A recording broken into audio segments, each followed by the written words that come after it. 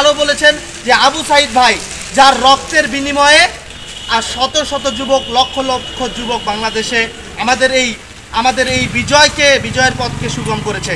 তিনি তাকে নিয়ে কটূক্তি করেছে যা আমাদের শহীদদের রক্তকে অবমাননা। আমরা তার ঘোর প্রতিবাদ জানাই।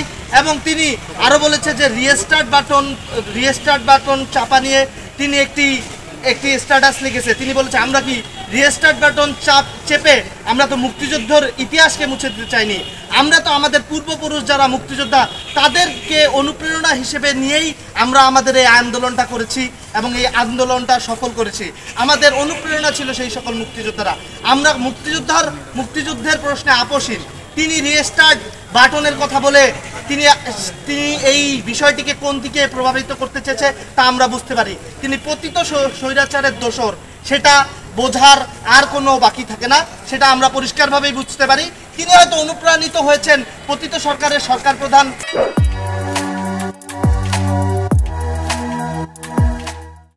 গতকাল একটি ফোন রেকর্ড ভাইরাল করেছেন যে তিনি বলেছেন যে 1 মাসও টিকবে না এই সরকার। তিনি মনে হয় সেখান থেকে এই তাপসী তাবাসসুম মুরমি অনুপ্রেরণা পেয়ে বলেছেন যে কাউন্টডাউন শুরু হয়েছে। তিনি কার কাউন্টডাউন হিসাব করে?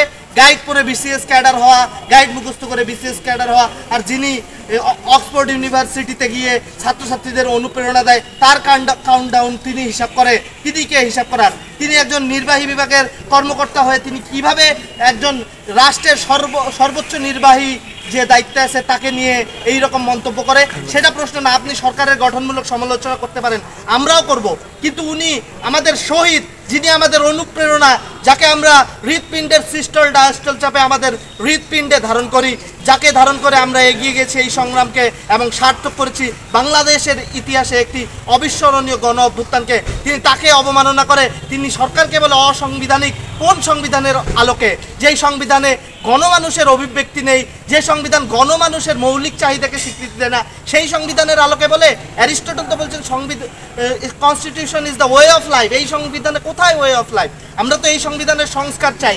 কারা এই সংবিধানে অন্তর্বর্তীকালীন সরকার, তত্ত্বাবধায়ক সরকার এইসবকে বাদ দিয়ে সংবিধান রচিত করেছে? এইসব নিয়ে সমাজে আলোচনা হওয়া দরকার। তারপরে পরিশেষে বলতে চাই, উর্মি যিনি পতিত সরকারের ম্যান্ডেট প্রাপ্ত হয়ে পতিত সরকার দ্বারা অনুপ্রাণিত হয়ে তার দোসর হিসেবে একটি ঘটনা ঘটাতে চাচ্ছে যে তিনি এইভাবে প্রতিবাদ করবে আর ভারতীয় মিডিয়া তাকে নিয়ে ফুলিয়ে ফাঁপিয়ে নিউজ করবে যে দেখেন বাংলাদেশে একজন সরকারি কর্মকর্তা কিভাবে প্রতিবাদ করছে, সে যে সরকারকে সরানো হয়েছে সেই সরকারের পক্ষ বলছে। তার উদ্দেশ্য সম্পর্কে আমরা জানি। আমরা ছাত্র এবং জনতা এবং সকল রাজনৈতিক দলের সকল সদস্যরা বাংলাদেশের মাটিতে যারাই এই রকম কার্যক্রম ঘটাতে চেষ্টা করবে তাদেরকে দৃঢ় হাতে প্রতিবাদ করব এবং তাদের বিরুদ্ধে দাঁড়াবো। আমরা বিরুদ্ধে দাঁড়িয়েছি। তারা যখন আমাদের বিরুদ্ধে বুলেট ছুড়েছিল, আমরা চাই এই দেশ হবে আবু সাইদের দেশ, এই দেশ হবে সেই নুরুল দিনের দেশ, এই দেশ হবে কাজী নজরুলের দেশ। এই দেশে কোনো ফ্যাসিজম, এই দেশে কোনো দুর্নীতিবাজ, অন্যায়, সন্ত্রাসী তাদের জায়গা হবে না।